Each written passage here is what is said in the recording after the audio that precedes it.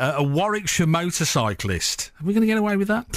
Who rides at speeds in excess of 200 mile an hour, fulfilled his dream last weekend by becoming only the 4th British winner of the Superbike World Championship. So you've never seen it, seriously.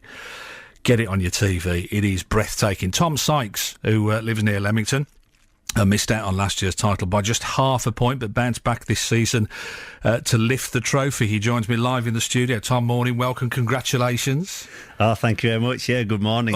Although bouncing back is not normally the phrase you'd want to use in superbikes, because if you come off these things, generally you do bounce for quite a while, don't you? Yeah, definitely. I mean, it's probably something out of out of the old film where the Lancaster Bombers. It's it's not ideal, but obviously we have bounced back in good fashion and lifted that lovely heavy World Superbike trophy this year. You came so close, didn't you, though, really? Let's say within half a point. And that must be frustrating in a way, to get that close to it, get within it. You think, if you have the capability. Now you've done it, though. But tell us about that frustration first. What was that like? Yeah, to be honest, a lot of people have looked at it as for frustration, but I think the good thing for myself and Kawasaki was the big picture last year was try to be in the top 5. And cut a long story short, and through a lot of hard work and effort, we came within half a point. We actually turned up at the last race, and we had a good chance to win it. We were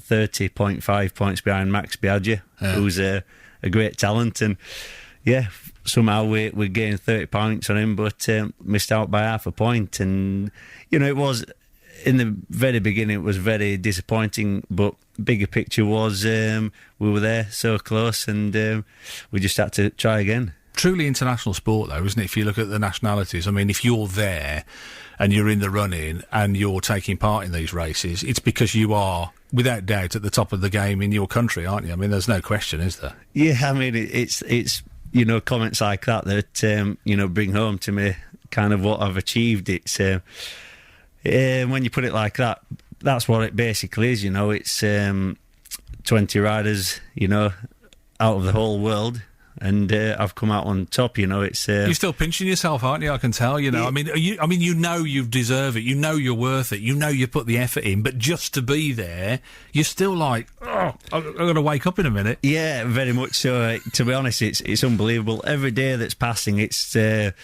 feeling's getting even stronger. It's on Sunday when I crossed the line, I think we've discussed all my emotions at a different time, but every day the feeling is getting much nicer. And like you said, when people say something to me on the phone or something like that, it does kind of sink in what I've achieved, and what a feeling. It's kind of undescribable. Yeah, I was saying I was watching your race actually recently on the 2, because ITV4 cover it a lot, don't they? They've got a lot of coverage of the superbike stuff, and I was watching it with my dad, and you come over and we were sat there and we were watching this, and he was like, and I've never heard anybody, but when you talk about motorsport, Formula One is a little bit safe now, isn't it? It's a little bit predictable, you know what it's going to be. But even literally, honestly, no word of a lie, Tom. You sit there going,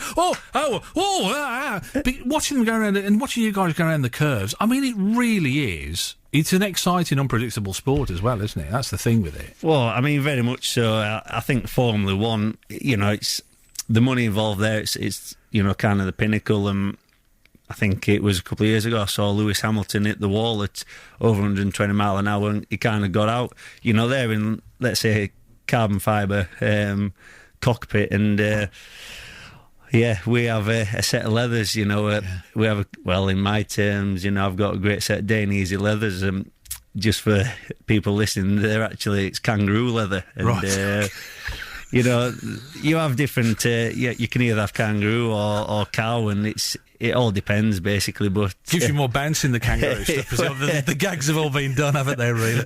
Tell me about. I met your hero, Carl Fogarty, and he's a near little fella. I mean, you're taller than he is, aren't you? I think he's amazed me, because you look at the size of the bikes that you guys race. You've obviously got a bit like a jockey, isn't it? You've got to be light. You've got to be not particularly big framed as well. Well, yeah, but nobody's told me that. I mean, I eat like an horse, and it's there's always a cut off. If you're too light, then you definitely lose some strength. I mean, the majority of riders in Superbike, you're looking around between 70, 74 kilograms. You know, that seems to be a good weight. And, well, that's what I keep telling myself. And, you know, I'm in that window. But like you said, it's, with Carl, I was surprised when I met him when I was a lot younger. You know, he is quite small and... but certainly knows how to ride a bike. Very capable, isn't he? Yeah, there's no question. I mean, obviously, people listening to this and they'll think, "Oh, yeah, he's got a very strong Stratford-on-Avon accent."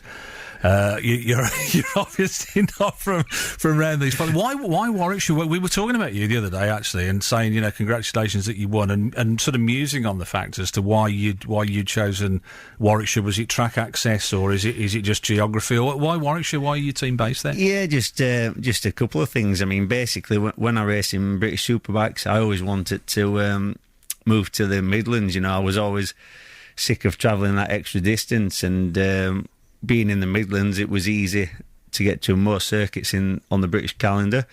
And then the first couple of years I did in World Superbikes was from my house in Huddersfield. And yeah, it was just trying to get flights was more difficult and a lot more travelling. But now I'm based just outside Leamington Spa.